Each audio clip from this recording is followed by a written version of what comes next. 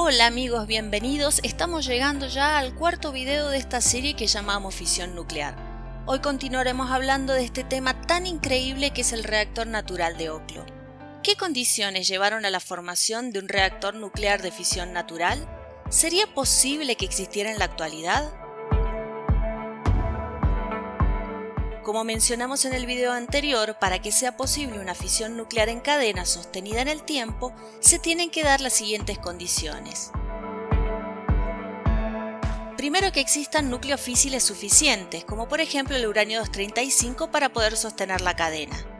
Como las fisiones se producen principalmente con neutrones lentos, es necesario que haya un material que contenga núcleos livianos, como por ejemplo el hidrógeno en el agua, que permita bajar la velocidad de los neutrones resultantes de la fisión, proceso que llamamos moderación y permite que puedan producirse nuevas fisiones. Y que esté presente un material absorbente de neutrones para poder controlar la cadena de fisiones que se producen a lo largo del tiempo. También mencionamos que con uranio natural en las proporciones actuales y agua liviana, no es posible sostener las reacciones en cadena en el tiempo. Y entonces pueden aplicarse dos soluciones tecnológicas distintas que son las que se usan para el diseño de reactores nucleares. Una de ellas consiste en aumentar la proporción del isótopo 235 con respecto al isótopo 238 que existe en el uranio natural presente actualmente en el planeta, es decir, utilizar uranio enriquecido y agua liviana.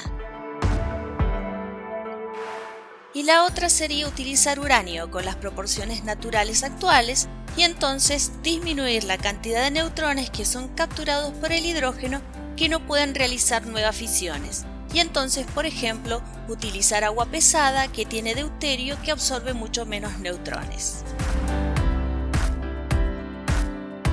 ¿Cómo fue posible que este proceso tan complejo se haya producido de manera natural? Veamos qué encontramos en la naturaleza. ¿Existen núcleos físiles? Sí, el uranio natural contiene uranio 235. Y si nos remontamos ese tiempo, el uranio natural contenía uranio 235 en proporciones levemente superiores al actual. ¿Y cómo sucedió esto? Recordemos que los isótopos naturales del uranio son radioactivos y tienen vidas medias muy largas. El uranio 238 tiene una vida media de aproximadamente 4.400 millones de años y el uranio 235 de 700 millones de años, es decir, unas 6 veces menor, lo que produce que en el mismo periodo de tiempo se pierdan más núcleos del isótopo 235 que del isótopo 238. Si graficamos la ley exponencial que describe la evolución de la población de ambos isótopos radioactivos en función del tiempo y teniendo en cuenta sus vidas medias, podemos ver que hace 2.000 millones de años había una cantidad mayor del isótopo de uranio 235 que ahora. Entonces las proporciones eran diferentes a las actuales, lo que equivale a decir que el uranio natural de esa época correspondería a proporciones de uranio enriquecido actuales, por lo que haría posible una reacción en cadena sostenida en el tiempo en presencia de agua liviana, proceso que no podría producirse en la actualidad. ¿Es posible encontrar neutrones libres en la naturaleza que puedan iniciar la reacción en cadena natural? Sí, es posible, provienen de distintas fuentes como por ejemplo de la radiación cósmica o de la fisión espontánea. ¿Existen sustancias naturales que contengan hidrógeno que sirvan para frenar a los neutrones provenientes de la fisión? Sí existen, como por ejemplo el agua liviana.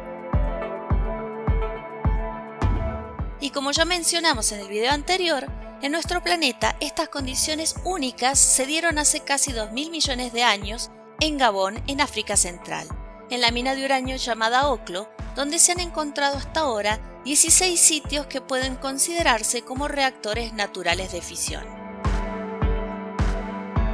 ¿Y cómo funcionaban estos reactores naturales?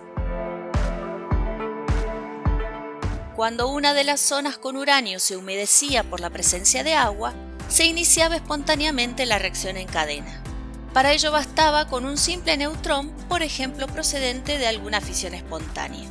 Una vez iniciada la fisión en cadena, continuaba muy lentamente y las rocas se iban calentando hasta que el agua comenzaba a hervir y el reactor nuclear se quedaba sin material que moderara los neutrones resultantes de las fisiones, con lo cual la reacción en cadena se detenía y luego el reactor se enfriaba.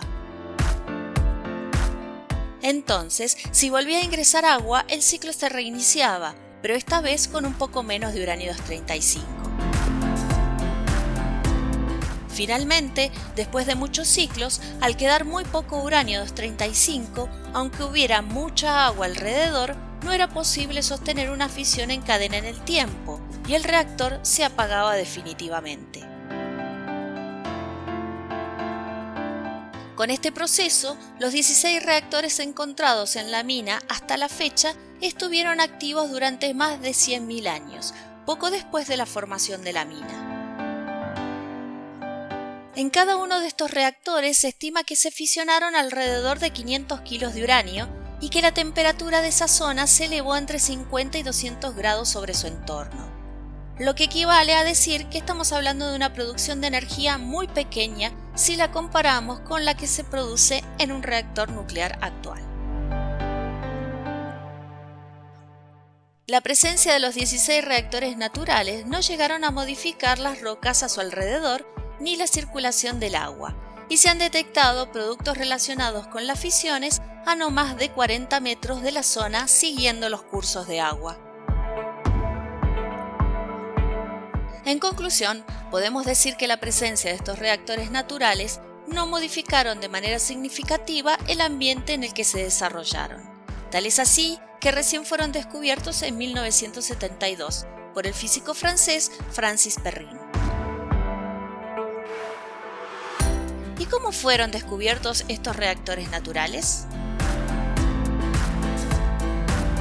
Esa es otra historia y lo contaremos en un próximo video. Los espero.